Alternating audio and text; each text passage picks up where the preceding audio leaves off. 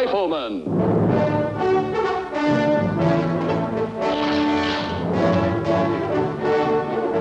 Starring Chuck Connors.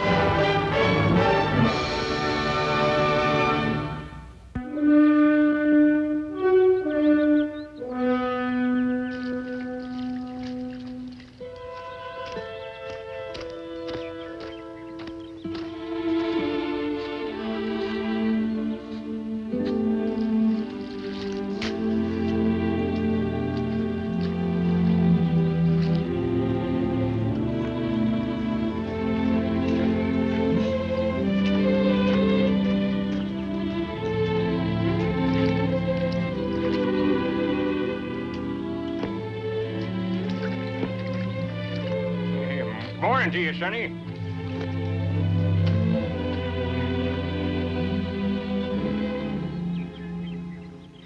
Morning. Would you sell me a nickel's worth of water? My bottle's plumb dry. You can have all the water you want free. Paul and me couldn't get the name of charging for drinking water. I'll go prime the pump.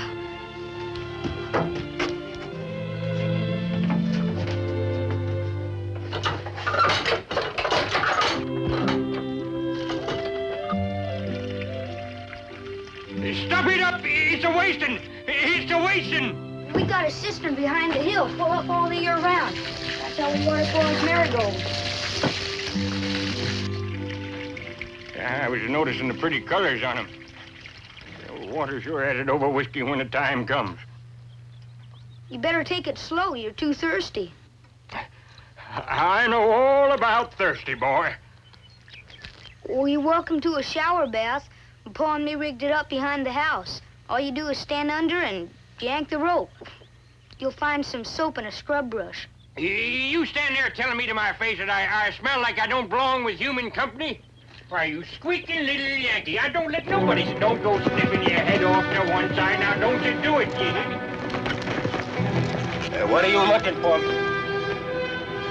Oh. Well, why don't you go and shoot me with that there rifle gun so you won't have to feel sorry for me? How'd you like a cup of coffee, mister?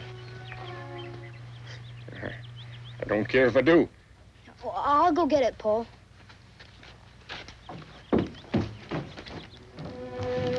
Well, come along.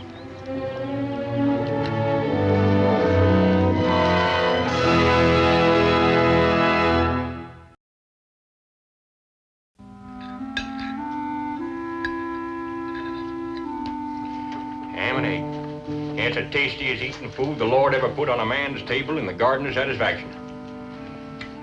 How about some apple brandy to finish it off with? You know, ferment of the fruit is again my principles, sir, but thank you anyway. I reckon this 5-cent piece will cover it. No, we asked you to sit friendly.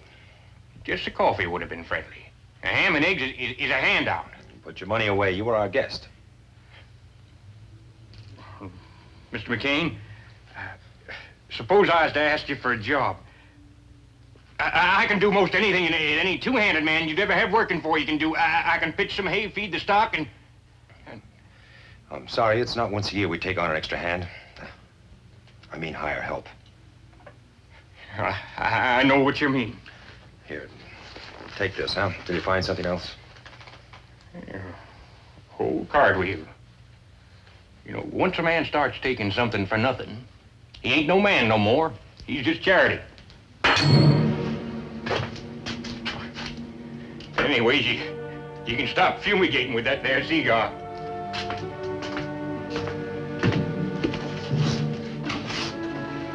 Gosh, I sure am glad you didn't take him on, Paul. Why?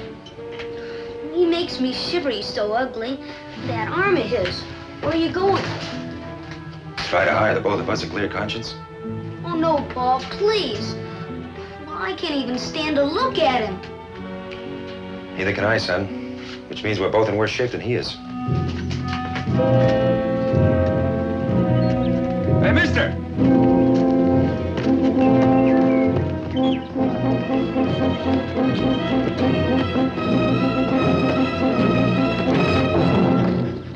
What'd you run for? I reckon Jim to put on me. Put on you? Why? Fun, maybe. There has to be a why. What's your name? I said, what's your name? Frank Blandon. Blandon, I can start you at $10 a month with room and board. Half pay for half a man. Fair enough. Best I can do. Cash is our short crop. I said it was fair enough, ain't I?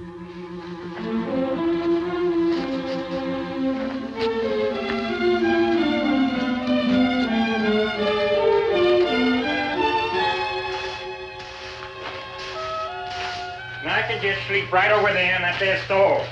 No, we don't bed men in a stall. Are you afraid I might poison your stock? His bunk just needs a little repair and it'll be more than comfortable. With anybody liable to come through that door, me without my shirt on, well, it's unfortunate. It's a little more modest than a young girl. Let's go, Paul. Mark. Well, you made your charity offer. The man just wouldn't take it up. I've got my own chores waiting. You'll have to do the repairing yourself. Broken down bed for a broken down man. Well, that depends on how well you fix it. Oh, by the way, there's some tools in that locker. Glad to have you with us.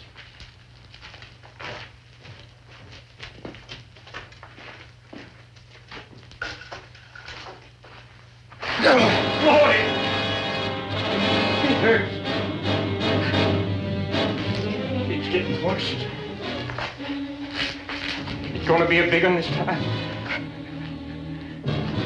Lord, you know I can't stand no more of them. Help me, won't you?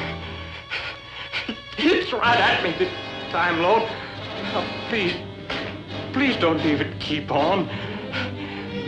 Make it pass for me, will you, Lord?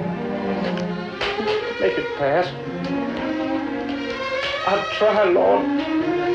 I promise you, I'll really try. I promise you, Lord. Please, I'll try.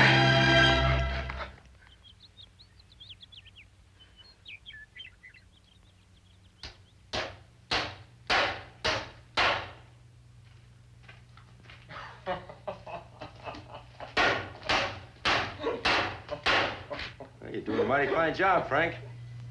I strike you a funny bone? I couldn't help it. A man as big as you raising posies alongside a porch. My wife always liked to have marigolds around the house, Frank. I watched my old woman die of the hungry when I come back with this shoulder in the spring of '64. Where's your home, Frank? Brandon Notch, back Tennessee. Most everybody's Brandon back in them hills. There's hardly a night that I ain't minded of a sunrise fog just a laying over a stand of hardwood. You know, I green the hens for you and swill the hogs as soon as I finish this chore. All right, Frank.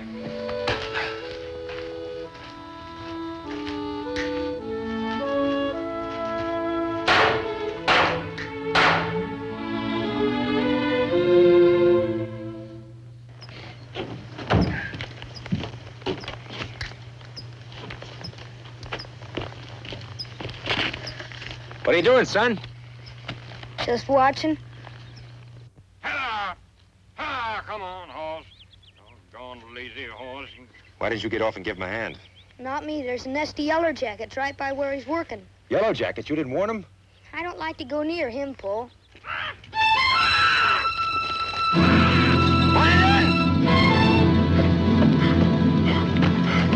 Are you all right? We'll douse that nest with coal oil tonight.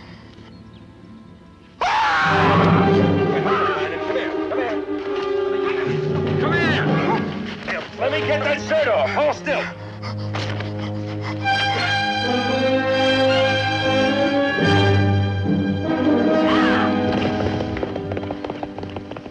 I don't own but nary one shirt. Will you go in the house and get one of mine, Blandon?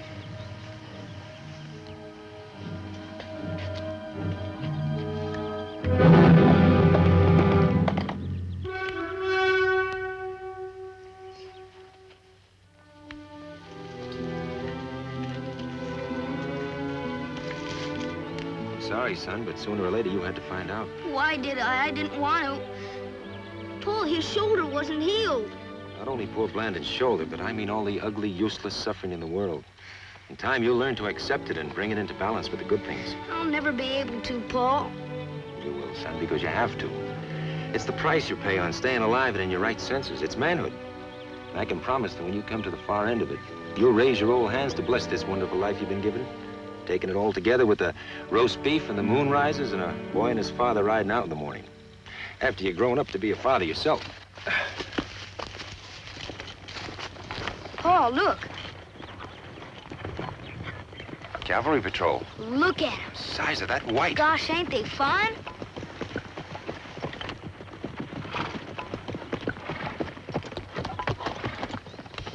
General Sheridan. At ease. How do you know me? Well, sir, I served under the general from Yellow Tavern to the end of the war. And you should know enough not to salute when you're out of uniform. What outfit? 19th, Indiana, sir. Good regiment. Rank? Well, sir, I got my lieutenant's bar the morning of Five Forks.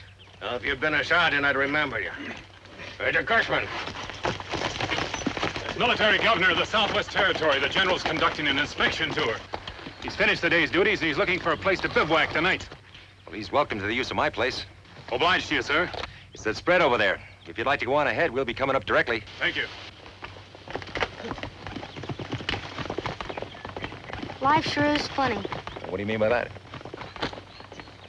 Well, Blandon and now Sheridan. One a poor, raggedy old private from the Confederates and the other a big, important general from the North. Tonight, they'll both be staying in the same house together.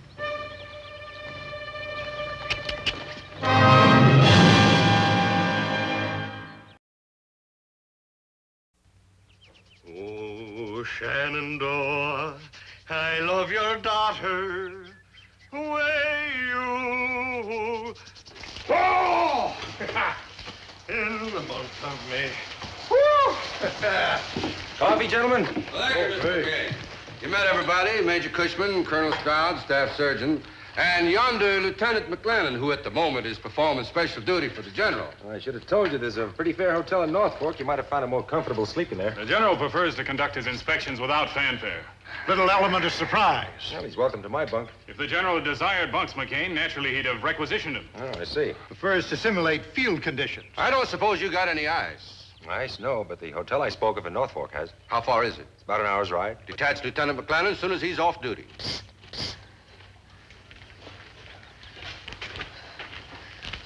Oh, Blandon's drunk. Drunk? Where did he get it? He changed his mind about your apple brandy.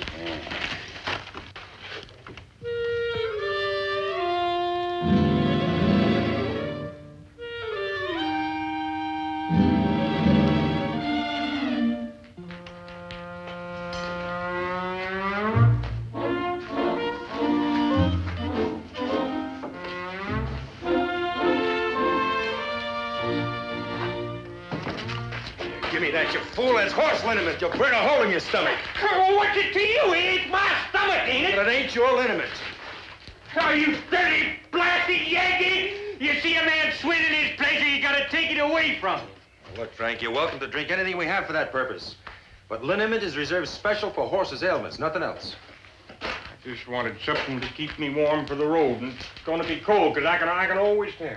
Are you aiming to leave? You ain't expecting me to stay on the same property with them Yankee bluecoats, are you? Oh, so that's it, huh? I reckon it ain't none of your fault, McCain. You're a fair man, and I hadn't ought to spoke out at you for the way I did. You haven't finished furrowing that field yet. So be it. Blandon. Oh, come on, let's get you to bed. Nobody will bother you. You wake up in the morning, they'll all be gone.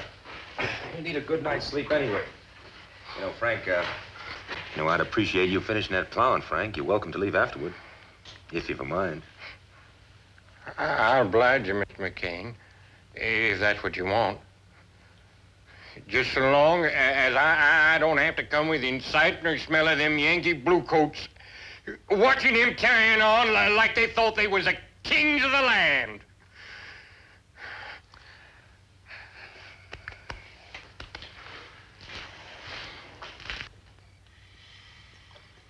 Of course, at the finish of that Shenandoah campaign, I had to report back to Grant at City Point.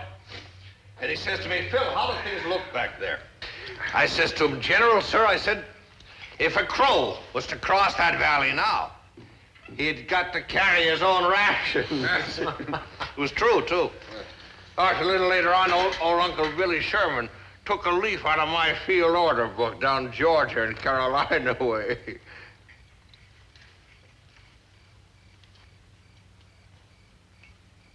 Well, son, do you think you know who I am?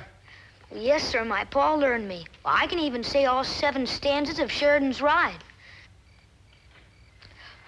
Up from the south at the break of day, bring into Winchester, fresh dismay.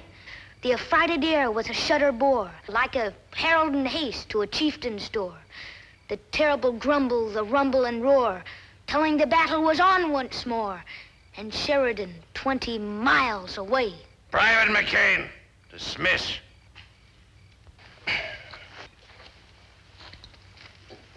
Sheridan 20 miles away. Now, that's what a man gets for trying to serve his country. They write poems about it. I wish it were true, but it wasn't. Because when your front breaks a field commander doesn't come dashing up through the route on a big black horse, yelling and waving a saber. He rides for it real slow, praying maybe that all those scared, worn-out boys has a chance to see him, calm and sure, like at parade. And once he has their attention, he'll curse a few of the worst ones, while the rest of them fix bayonets and form up. And then, if he's born lucky, then the cheering starts. Well, just the old-timers first, but then more, and bigger, and wilder, until it's one solid roar of anger and shame. And so finally, you and your horse give them something to follow back to them lost guns. Lord have mercy on the enemy when we get there. Howdy, General. Nice to see you again. We've met? Once before. Where? Missionary Ridge. I was there. How do I know you were? Well, your bluecoats broke ranks to advance against orders, and you come up to the rocks with the first scramble of them. Both sides could have heard you holler over the top of the guns. What I have in my right hand? A big pistol gun. And the other? Same as now. He was there. What regiment? 11th Tennessee, Confederate States. Well, you stopped to have one right down in front of my rock hole, and you're looking straight up my sights. I just couldn't have missed. For some reason, I hung fire. But you never waited, though, not a snap second. You glimpsed me, and right then you blowed out my shoulder. Well, here I is. Maybe so. I don't remember every Johnny Reb I winged in combat. I remembered for you, Sheridan. I was a real light-stepping boy then. Of course, I aged about 2 for 1 since. Johnny, I'm sorry for it. I didn't ask you to be sorry, General. Because it's the South's turn now. Now, don't nobody think they can gun me before I squeeze this trigger. That was war, Johnny. A fair fight. It's over now. When they bury us both tomorrow, General, you ain't gonna have no face. You're a big wordy man. High and mighty. Well, say something now. Whatever it is, it's going to be your last talking between here and purgatory. That is, McCain. Gentlemen, I'll handle this myself. And that's official. All right, Johnny Reb. What are you hanging fire for this time? See you sweat like I sweat? Me? Every day of my life, I do sums in my head, Johnny. Casualty totals from every battle order I ever issued. You expect me to be afraid of what might come out of that little hole? You're a big man. You'd like to go on licking your gravy. I've done my gravy licking, Johnny Reb. The plate's clean. Here comes Sir Sherman's shield of the Union, Grant's left side, and me the spear of victory in his right hand. Can life hold anything to match that from here in? You're right up your nose. Why ain't you fighting now, Fighting Bill? What would you know about a fight? Sniveling, weak-kneed yokel, skulking in the rocks while your comrades are dying like flies? Lord, you just keep on talking. You're making it easier. Sure, easier, that's you. Not so easy for the stars and bars you fought under. You disgraced and betrayed it. You're a Yankee liar. Am I? You're a Yankee liar! But Johnny Reb had Phil Sheridan in his sights and flinched a shot that might have tipped the whole balance of the war in favor of the Confederacy. You, Johnny Reb, you.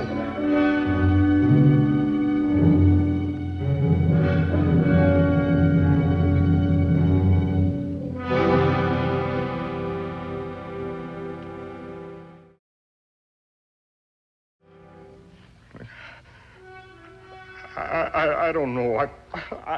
I don't think clear no more. It's true, like he say.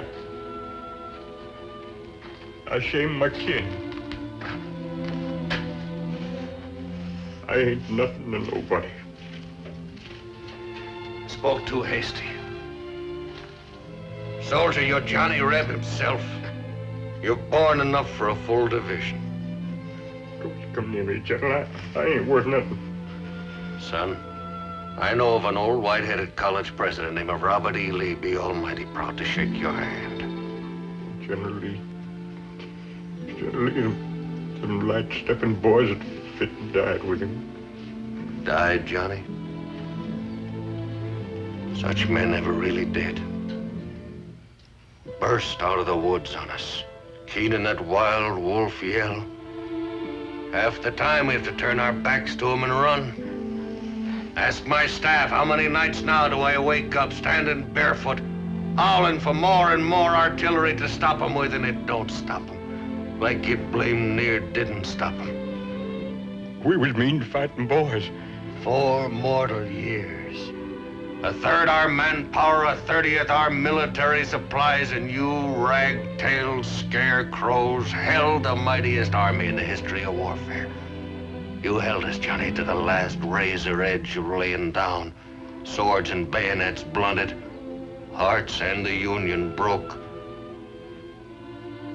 We'd had a couple more corn cobs, we'd have whipped you. Johnny, I most believe you would. Now, let's have a look at that shoulder. Make out I'm your father, you won't mind. I did that. Colonel Straub, have a look at this. Well, you had private quarters in purgatory, haven't you, Rep? This operation is butchery. The brigade surgeon didn't have nothing more than an old hog knife and some throwaway doctor tools. Tissues retracted and sloughed open. This man's whole system is poison. What can you do? Well, we can go back in here through the sound area, make a couple of Z incisions, and then rotate healthy skin over the whole concern. No, sir, I can't. I can't take no more. I just can't take no more of that cutting. Son, you'll never feel the pain. They give you something for it now. You'll wake up getting well. Lord, it looks like it ain't gonna hurt no more. McCain, I'm requisitioning a wagon and team. Yes, sir. Cushman, Stroud, escort this man to Galveston Base Hospital. Sign him in as one of Sheridan's special veterans. When do we start, sir? Soon as it's daylight. No, really, Phil. A full colonel and a major escorting a private and a rebel at that.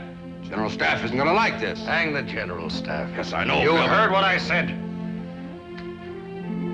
I'm carrying out the last and greatest order of my wartime commander-in-chief. Bind up the nation's wounds.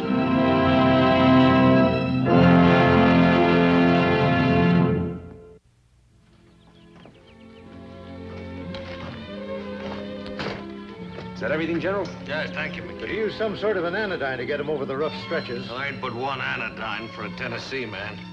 Landon, see the officers don't get their hooks on that. I'll drink it real slow. Thank you, General, sir. All right, Cushman.